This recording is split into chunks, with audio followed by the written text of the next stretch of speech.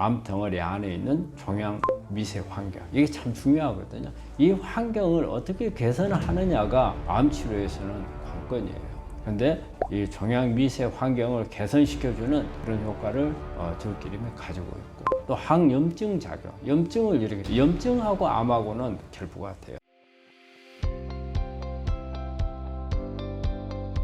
들기름의 항암 효과는 어떤가요?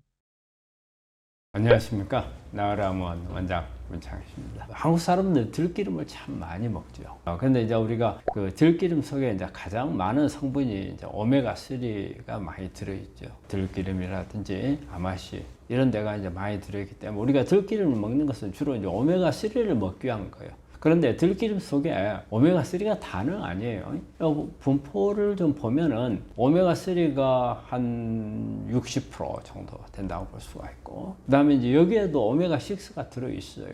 그게 한 10에서 한 15%. 그리고 들기름 속에는 의외로 올레익산, 우리가 올레익산이라면 되게 이제 올리브유 속에 들어있는 오일을 이제 우리가 오메가9 해서 올레익산인데, 이게 들기름에도 들어있어요. 이것도 한 15에서 한 20% 정도 들어있고, 그리고 들기름이 가지고 있는 향이 있잖아요. 이게 로즈마릭산이거든요. 그래서 이제 이런 부분들이 다 이제 좋은 항암 작용, 그다음에 어떤 심혈관에 도움을 줄 수 있는 이런 부분들이 있거든요. 그래서 여기에서 이제 주로 이제 어떤 항암 작용들이 있는가를 살펴보면은 암 덩어리 안에 있는 종양 미세 환경, 이게 참 중요하거든요. 이 환경을 어떻게 개선을 하느냐가 암 치료에서는 관건이에요. 근데 이 종양 미세 환경을 개선시켜주는 그런 효과를 들기름이 가지고 있고, 또 항염증 작용, 염증을 일으키는, 염증하고 암하고는 결부가 같아요.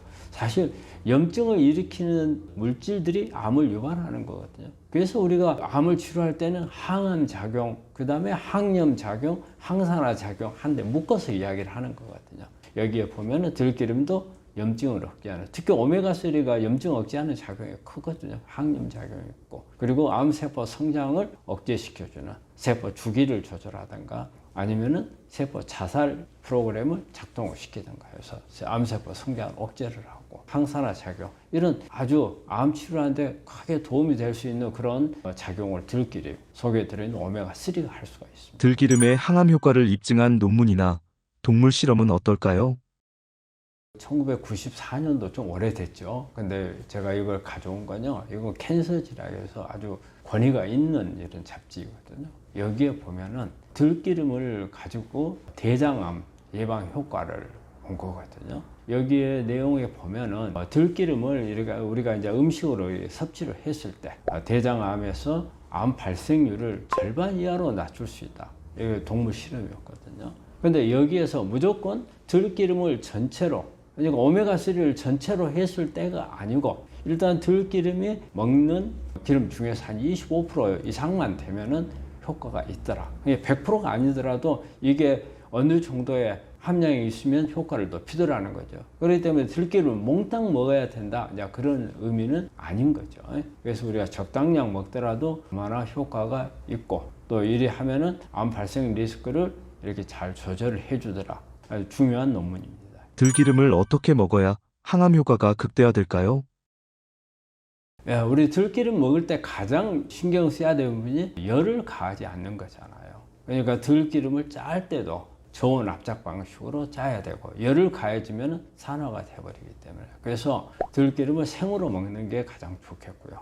생으로 가열이 되게 되면 오히려 발암물질을 만들 수가 있어요. 또 이렇게 저온 압착 방식으로 짜더라도 공기 중에 가능한 노출을 되지 않아야 된다는 거예요. 공기라든지 아니면 햇빛에 노출이 됐을 때는 산화돼 버릴 가능성이 많죠. 그래서 이제 저희가 항상 권하는 게, 그날 들기름을 짰을 때, 또 아니면 갈았을 때 그날 24시간 이내에 섭취하는 것을 권하고 있거든요. 오늘 만든 것을 내일 먹지 말라는 겁니다. 그날 만든 것은 그날 먹어서 치우는 게, 그날 혹시 못 먹었을 때는 좀 아깝긴 아깝지만 그냥 버리는 게 낫죠. 암 환자가 들기름 섭취할 때 주의사항이 있을까요?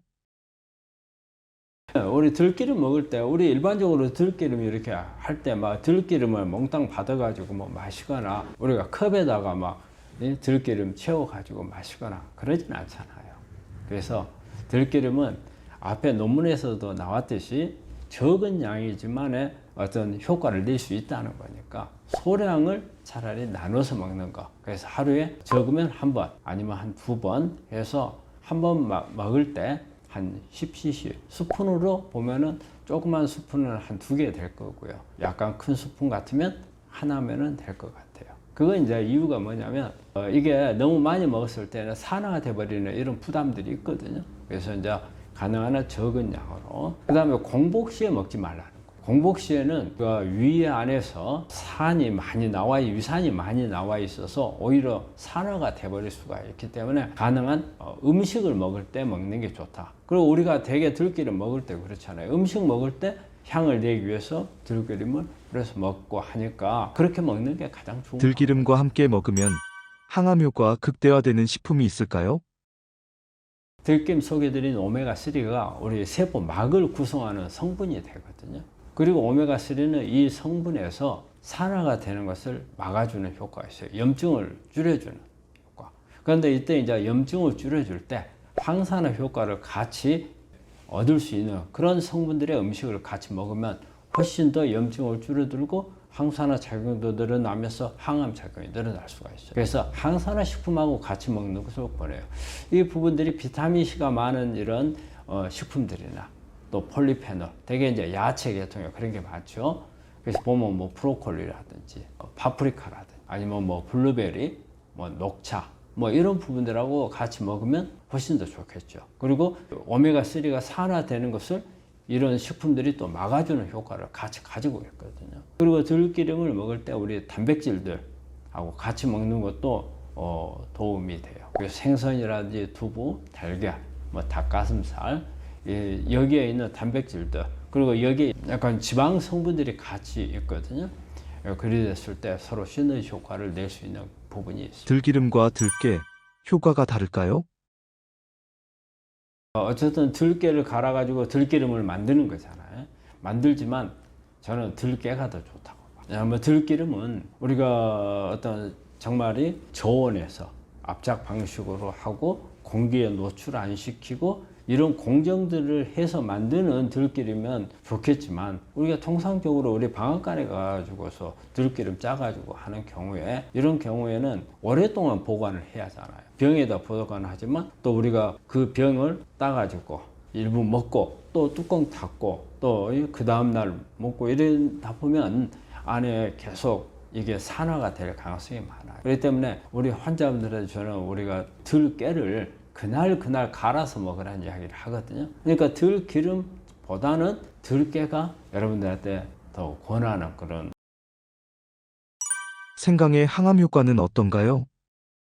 우리 암 환자한테 생강은 이제 가장 우리가 생강을 많이 쓰는 것은 그 구토 증상 때 많이 쓰죠. 구토 증상, 이게 생강 속에 있는 진저롤이라는 성분이 진정작용이 많죠. 그래서 구토증에 많이 쓰지만 그 자체로는 강력하게 항산화 작용을 가지고 있고 또 항염 작용도 가지고 있고 암세포 안에서 여러 가지 유전자 단백질을 조절을 해서 증식을 억제하는 그런 효과가 있거든요. 그리고 이제 우리가 또 이제 쇼가올이라는 성분이 있는데 쇼가올은 이게 진저롤하고 별도 성분이 아니고 진저롤에서 쇼가올로 넘어가요. 이게 이제 약간 열 처리를 하거나 그다음에 이제 건조하는 과정에서 쇼가올이라는 성분이 만들어지거든요. 그래서 이 쇼가올은 진저롤 효과를 좀 더 극대화시키는 그런 효과가 있다고 생각을 하시면 될 것 같아요. 그래서 우리 암 환자분들한테는 조금 우리가 권할 때와 권하지 않을 때가 있어요. 특히 이제 일반적으로 이렇게 항암을 한다든가 그런 상황이 아니었을 때는 생강을 좀 적극적으로 섭취를 하는 게 도움이 되는데 항암을 할 때는 그렇지 않아도 여러 가지 안에서 장 점막 손상이 있다든가 뭐 구토증이 있다든가 이런 부분들이 있는 상태에서는 이게 들어왔을 때 오히려 역효과를 낼 수도 있으니까 상황에 따라서 암에는 좋아요. 하지만 이 환자가 어떤 치료를 받고 있을 때는 불편함을 더 야기할 수 있으니까 그런 점도 이제 고려를 좀 해야 될 겁니다. 생강의 항암 효과를 입증한 논문이나 동물 실험이 있나요? 이건 2012년도에 나온 논문인데 이게 이제 브리티시 저널 오브 뉴트리션 영국에서 나온 이게 이제 논문이에요. 근데 이제 통 생강을 이게 갈아가지고 전립선 이게 환자 전립선 암에 대해서 동물 실험을 한 거거든요. 근데 이제 이때 이게 이제 면역을 이제 아예 이제 그 뒤에서 면역을 없애버리고 이게 암을 이식을 한 결과 이 생강 추출물을 넣어주니까 종양 덩어리 크기가 한 56% 절반 정도로 줄어들더라. 이제 그런 이제 그 결과를 낸 자료거든요. 그 외에 어떤 부작용 같은 건 별로 없었고 또 정상적인 생리 기능도 그대로 유지하면서 종양만 줄어들더라. 이런 걸 보면 생강이 강력한 항암 작용을 가지고 있는 걸로 보입니다. 생강을 어떻게 먹어야 효과가 극대화될까요? 우리가 일반적으로 생강은 생으로 먹는 경우는 회 같은 거 먹을 때 생강편 만들어 가지고 이렇게 먹긴 먹는데 그냥 우리 생강을 통으로 먹기는 상당히 어렵잖아요.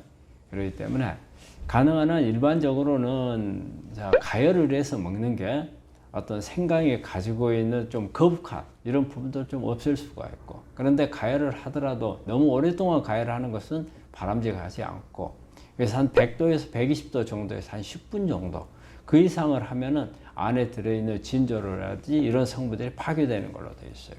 그렇기 때문에 너무 오랫동안 가열하는 것은 좋지 않고요. 그 다음에 생강을 안에 있는 유효 성분들이 흡수율을 높이기 위해서는 여러 가지 지방이 있는 이런 식품들하고 같이 먹으면 도움이 되는 걸로 되어 있어요. 그래서 올리브 오일이라든지 아보카도라든지 여러 견과류 속에 보면 좋은 지방 성분들이 있잖아요. 이게 같이 시너지 효과를 낼 수가 있고, 또 우리가 자주 먹는 방법 중에 하나죠. 이거 생강 다지기, 다져가지고 반찬을 만들 때 양념으로 넣는다든지, 또 이제 건조시켜요. 건조를 시키면 쇼가월 비율이 상당히 높아지는 걸로 되어 있거든요. 그래서 건조를 시키거나 또 아니면 숙성해서 먹는 경우 이런 방법들이 효과를 높이는 방법이 되겠습니다. 암 환자가 생강을 섭취할 때 주의사항이 있을까요? 그 항암을 할 때 좀 주의할 때가 있어요. 우리가 독소르비신이라 하면 우리 유방암 환자들이 그 빨간 주사이고 되게 겁내는 그런 항암제 중에 하나예요. 아드리아마이신이라고 하죠.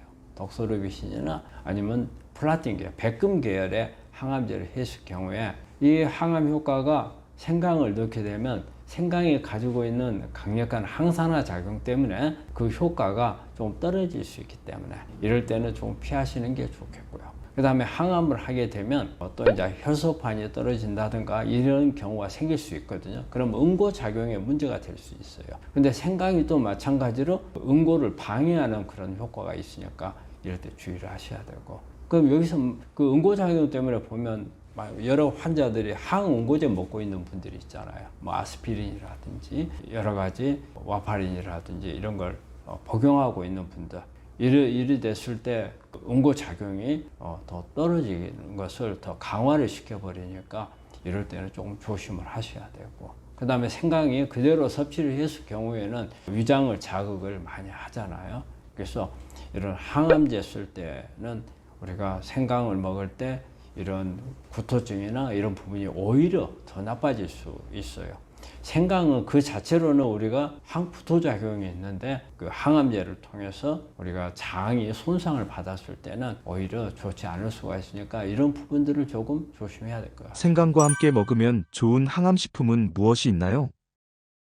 우리 생강은 그냥 우리가 일반 그 과일이나 이것처럼 막 혼자 단독으로 막 그냥 먹기가 그리 쉽지 않잖아요. 그렇기 때문에 여러 가지 같이 복합적으로 만들어서 먹는 게 더 좋은 것 같아요. 그래서 보면 생강을 이용해서 여러 가지 레시피들이 많이 나오더라고요. 그래서 그런 레시피들을 한번 찾아봤더니 생강하고 강황, 후추 이게 궁합이 좀 잘 맞는 것 같아요.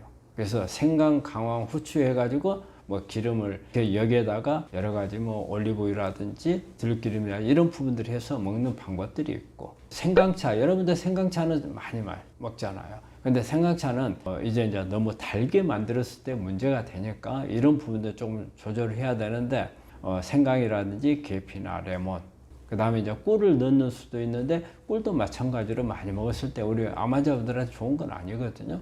그래서 꿀은 약간의 풍미만 내도록 조금만 넣고 생강, 계피, 레몬 이렇게 해서 생강차를 만들어 먹는 게 또 좋고, 그다음에 이제 생강 강황 골든 밀크라는 것이 있어요. 그래서 생강 가루를 가지고 강황하고 후추하고 섞어서 여기에다가 우유를 조금 넣어서 만들면 이게 생강 강황 골든 밀크가 되겠고요. 그다음에 이제 생강 두유.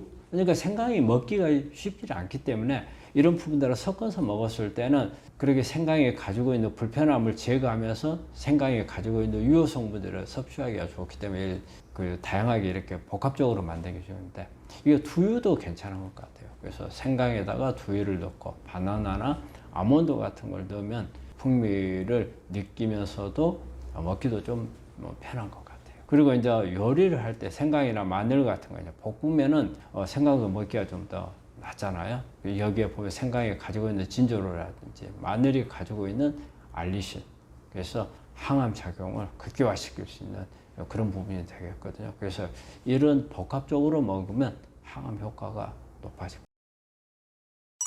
한국인이 좋아하는 고추의 항암 효과는 어떤가요?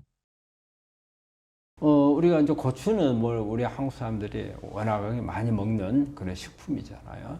캡사이신, 여러분들이 다 들어봐서 아실 거예요. 여기 캡사이신은 사실 보면 강력한 항암 작용이 있죠. 그래서 세포 자살을 유도하기도 하고, 세포 주기를 차단을 시켜가지고 성장을 억제하기도 하고, 신생혈관을 만들지 못하게 해서 암세포에 가는 영양 공급을 차단해서 암을 성장을 억제하는 그런 강력한 항암 작용을 가지고 있는 게 고추거든요. 고추의 항암 효과를 입증한 논문이나 동물 실험이 있나요? 이거는 이제 2009년도에 나온 논문인데 이것도 이제 캔서지에 이게 발표된 논문이에요. 그래서 고추 속에 있는 캡사이신이 세포 주기를 억제를 시키거나 세포 자살을 촉진시키는 그런 효과를 보기 위한 논문인데 이건 이제 전립선 암 세포를 가지고 실험을 한 거거든요. 그래서 이제 동물 실험을 한 건데 전립선 암 세포에다가 이게 캡사이신 처리를 해가지고 본 결과 세포 주기를 이렇게 차단시키는 그런 결과를 보였고 또 세포 자살을 촉진하는 그런 효과가 나오는 것을 보였어요. 그래서 여기에 보니까 종양 크기가 이렇게 했을 경우에 약 한 80% 정도 동물 실험에서 줄어들더라는 그런 결론이 나왔거든요. 그래서 캡사이신은 아주 강력한 그런 항암 작용을 가지고 있는 식품이 되겠는데 여기서 특히 더 세포 자살 효과를 유도하는 게 고추의 가장 강력한 효과예요. 특히 이제 우리 그 미토콘드리아에서 이렇게 이제 카스파제라는 세포 자살을 유도하는 과정이 있거든요. 이걸 강력하게 자극하는 그런 효과가 고추에 있어서 고추는 다른 어떤 식품보다도 가지고 있는 항암, 가지고 있는 그런 식품이고 우리 일상생활에 고추를 가지고 만든 요리들을 워낙 많이 하잖아요. 그래서 제가 우리 한국 음식, K푸드가 그 음식이라는 것을 아마 세계적으로 이렇게 널리 알려지고 있는 것도 이 고추가 거기에 큰 역할을 하는 것 같습니다. 암 환자, 고추 어떻게 먹어야 항암 효과가 극대화될까요? 우리 고추를 먹는데 우리 고추를 먹으면 맵고 하기 때문에 그리 쉽게 먹기는 좀 어렵잖아요. 그래서 다양한 이렇게 요리를 해가지고 먹는 방법들이 많은데 여러 가지 이제 어떤 방법을 하는가를 이제 여기 보면은 일단 소량씩 자주 먹는 것을 먼저 권하고요. 그 다음에 단독으로 먹는 것보다는 식사를 할 때, 밥을 먹을 때 이렇게 같이 하는 게 좋다는 거. 그냥 먹을 수도 있어요. 우리 쌈 먹을 때 고추 먹기도 하고 하는데 이제 매운 것도 있고 맵지 않는 것도 있잖아요. 근데 매운 걸 먹을 때는 되게 좀 힘들죠. 그래서 가장 좋은 방법은 익혀 먹는 거. 특히 이제 우리 암 환자분들, 특히 항암을 하고 있거나 여러 가지 치료를 받고 있는 사람들은 생으로 먹었을 경우에 여러 가지 자극성이 있는 부분들이 있고 또 우리 항암을 하고 있을 때 특히 호중고가 떨어질 때는 여러 가지 우리 생으로 먹었을 때는 좋지 않은 부분들이 있거든요. 그래서 가능하게 익혀 먹는 게 좋고 그 다음에 익혀서 먹었을 때 흡수율도 좋아진 걸로 되어 있어요. 그리고 캡사이신이 약간은 보면 지용성 특성을 가지고 있대요. 그래서 지방하고 같이 먹는 게 좋겠고 그런데 우리가 고기 같은 거 먹을 때 이렇게 고추 같이 먹으면 더 좋을 것 같아요. 이런 방법이 항암 효과를 높이는 방법이라 생각합니다. 암 환자 고추 섭취할 때 주의사항이 있을까요? 고추 먹을 때 우리 고추는 여러분들이 고추를 먹어봤으니까 알 거예요. 많이 먹고 나면 속 많이 쓰리죠. 그렇기 때문에 특히 우리가 생으로 먹었을 경우에 맵지 않은 고추는 좀 덜하지만 매운 고추 먹으면 입안에서부터 얼얼해가지고 막 속이 화끈거리기도 하잖아요. 그러니까 특히 이제 우리 암 환자분들은 항암할 때는 특히 이제 이런 부분도 주의해야 되고, 그 다음에 항암 치료할 때 점막 손상 오거든요. 먹을 때는 특히 이렇게 조심하셔야 되고, 또 만약에 그런 항암을 하는 과정에서 여러 가지 음식에 대해서 식욕부진이 있다든지 아니면 오심 구토 증상이 있다든지 뭐 설사를 한다든지 복통을 있어가지고 이런 장염이 유발이 돼 있다든지 이럴 때는 고추를 조금 조심하셔야 됩니다. 그리고 고추도 마찬가지로 이게 응고를 억제하는 그런 효과가 있기 때문에 항응고제를 사용하거나 그 다음에 항암을 여러 차례 하다 보면 혈소판이 떨어지는데 혈소판이 떨어질 경우에는 좀 조심을 하셔야 되고, 그 면역이 아주 떨어져 있는 환자들한테 고추를 생으로 먹거나 이랬을 경우에는 잘못하면 염증, 이게 이제 염증이 무조건 감염만이 아니고 자극성으로 인해서도 올 수 있는 부분들이 있기 때문에 좀 조심을 해야 될 것 같습니다. 고추와 함께 먹으면 항암 효과가 극대화되는 식품도 있나요? 고추도 마찬가지로 여러 가지 이제 그 십자가 식물들이 상당히 궁합이 잘 맞는 걸로 돼 있어요. 그래서 이제 마늘이라든지 브로콜리, 그다음에 녹차 뭐 이런 부분들, 그리고 이제 또 지용성 성분들하고도 도움이 되기 때문에 올리브 오일, 그리고 캡사이신이 가지고 있는 항산화 작용이라든지 항염 작용. 근데 이제 강황을 같이 했을 경우에 상당히 그 효과가 높아지는 걸로 되어 있는데, 그 연구 자료 논문에 보면 고추하고 강황을 같이 했을 경우에 이게 대장암에 세포 자살시키는 세포 사멸 효과가 한 2배에서 3배 정도 더 높아진다고 되어 있어요. 그걸 보자면 고추하고 강황을 먹을 때 가장 그 효과가 극대화될 수 있는 방법이거든요. 아마 여러분들도 요리할 때 고추하고 강황을 같이 섞어서 먹는 이런 방법도 한번 생각해 주시면 좋을 것 같습니다. 구독자님께서 댓글로 남겨주신 질문입니다. 원장님, 흑마늘을 만들어 먹는데 어떨까요? 흑마늘은 그 알리신 성분이 이렇게 극대화될 수 있는 방법이기 때문에 좋은 것 같고, 그 다음에 그냥 이렇게 마늘을 먹으면 이게 톡 쏘는 맛 때문에 상당히 힘들잖아요. 그래서 흑마늘을 먹게 되면 그런 톡 쏘는 맛이 없어서 먹기도 거북하지 않고, 그래서 저는 우리 환자들한테 상당히 권하는 것 중에 하나입니다. 그래서 이거는 흑마늘을 직접 만들어서 먹기도 하고 또 뭐 제품을 이용을 해서 먹을 수도 있잖아요. 그래서 어떤 거든지 괜찮고, 대신 이제 제품을 먹을 때는 이제 조금 어떤 공신력 있는 이런 부분들을 좀 살펴갖고 먹는 게 좋을 것 같습니다. 구독자님께서 댓글로 남겨주신 질문입니다. 우리 고구마 적정량이 하루 어떻게 되나요? 고구마는 뭐 아주 좋죠. 저희가 이렇게 그 램 검사라는 것을 해서 고구마가 이렇게 면역이 높이는 것을 체크를 해보면 다른 어떤 음식보다도 면역력을 높여주는 게 고구마예요. 그 면역을 높이는 게 좋다고 하면 막 무한정으로 많이 먹는 이런 분들이 계신데 그거는 아니에요. 뭐든지 과하면 좋지 않습니다. 고구마도 마찬가지예요. 그래서 제가 권하는 것은 고구마는 사이즈가 여러 가지잖아요. 큰 것도 있고 작은 것도 요만한 이렇게 뭐 물고구마 같으면 조그만한 거 이런 거 있잖아요. 그래서 이렇게 조그만한 것은 한 2개, 그 다음에 고구마가 큰 거는 가능한 한 절반 정도 이렇게 먹는 것을 권하고요. 그 다음에 가능한 한 익혀서 먹는 것보다는 생으로 먹는 것을 권합니다. 익혀서 먹으면 당도가 너무 높아져요. 여러분들 군고구마 먹어보셨잖아요. 그러면 엄청 달잖아요. 그거는 당도가 높아지기 때문에 그래요. 그래서 모든 음식이 이렇게 뜨거울 때 먹으면 당도가 좀 높습니다. 식히면 당도가 좀 떨어져요. 고구마도 마찬가지입니다. 그래서 가능한 한 생으로 먹는 게 좋겠고, 근데 생으로 먹어서 너무 소화가 안 돼. 난 익혀서 먹어야 돼.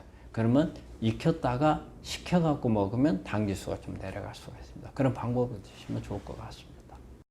암 환자에게 상추는 얼마나 좋은 식품일까요? 그 한국 사람들 상추를 특히 이제 여름에 많이 먹는 그런 식품 중에 하나잖아요. 우리가 근데 상추를 되게 먹을 때 보면은 뭘 제일 먼저 생각해요? 잠을 잘 오게 한다. 이런 건데 상추가 진정작용이 있죠. 그래서 그 진정 작용을 보면은 그 상추를 이렇게 입을 딱 끊으면은 하얀 진액이 나오죠. 그게 그 락투카리움이라는 이 성분인데 이게 진정 작용이 있어요. 우리가 일반적으로 상추는 수면제다 이런 말을 맞아요. 그런 효과가 있고요. 그렇지만 상추 자체가 여러 가지 다양한 항산화 성분들을 많이 가지고 있어요. 그래서 뭐 폴리페놀이라든지 그다음에 플라보노이드라든지 베타카로텐, 비타민 C나 E 이런 항산화 성분을 많이 가지고 있고 또 상추도 보면은 항암 효과를 많이 가지고 있어요. 암 증식을 억제하기도 하고 그다음에 세포 자살시키는 그런 효과도 있고요. 상추 속에 있는 여러 가지 식이섬유들이 소화기, 장을 좋게 해주는 그런 부분. 그리고 상추는 면역력을 유지하는 데도 상당히 도움이 되는 걸로 되어 있어요. 그래서 상추는 우리가 채소 중에서 칼라를 진하게 가지고 있는 그런 채소거든요. 그리고 또 색깔도 다양하잖아요.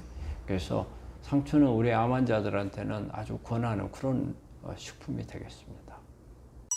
상추의 항암 효과를 입증한 논문이나 동물 실험이 있을까요?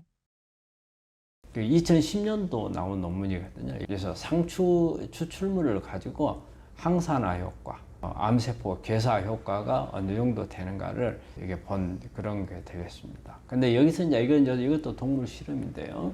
대장암 세포하고 그다음에 폐암 세포를 쥐에다가 주입한 결과 세포 자살 효과를 높이는데 이게 농도가 높을수록 세포 자살 효과가 높아지더라. 이것을 보여줬고 여기에서 이제 특이한 게 이렇게 이제 상추가 앞에 컬러가 여러 가지인데 적상추가 있고 이게 청상추 보면 여러분들 잘 아시잖아요. 적상추하고 청상추. 그런데 적상추가 훨씬 더 이렇게 세포 독성 효과가 강하게 나오더라. 그걸 보여주는 것 같아서 여러분들이 상추를 먹을 때는 청상추보다는 적상추가 효과가 좋겠다. 그게 나와서 이 논문을 소개해 드립니다. 상추 어떻게 먹어야 항암 효과가 극대화될까요?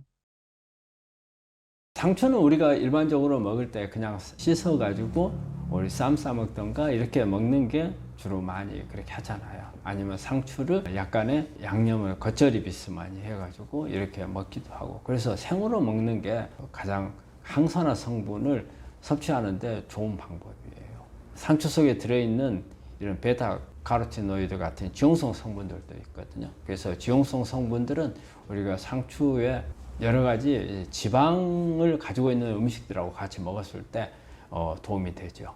그래서 우리가 사실 보면 상추 쌈이 상당히 좋은 것 같아요. 상추를 생으로 먹기도 하고 또 우리가 되게 상추 쌈을 고기를 가지고 쌈을 하잖아요. 이 안에 있는 지방이 상추에 있는 성분들 흡수를 더 높여주고 그런 부분들이 되겠고 그런데 우리가 상추에서 주의해야 될 부분은요. 위생 문제가 있어요. 날 것으로 주로 많이 먹는 그런 성분이 되기 때문에 위생을 좀 철저히 하셔야 될 것 같고 특히 항암을 하고 계신 분들은 잘못하면 어떤 감염 위험이 있기 때문에 그런 부분들을 더 주의를 해야 되겠고 상추는 어쨌든 항암 성분이 아주 많이 들어있는 그런 성분이니까 제가 앞에서도 말했지만 적상추가 훨씬 좋은 걸로 되어 있으니까 우리 환자분들은 적상추를 좀 많이 이용하셨으면 좋겠습니다.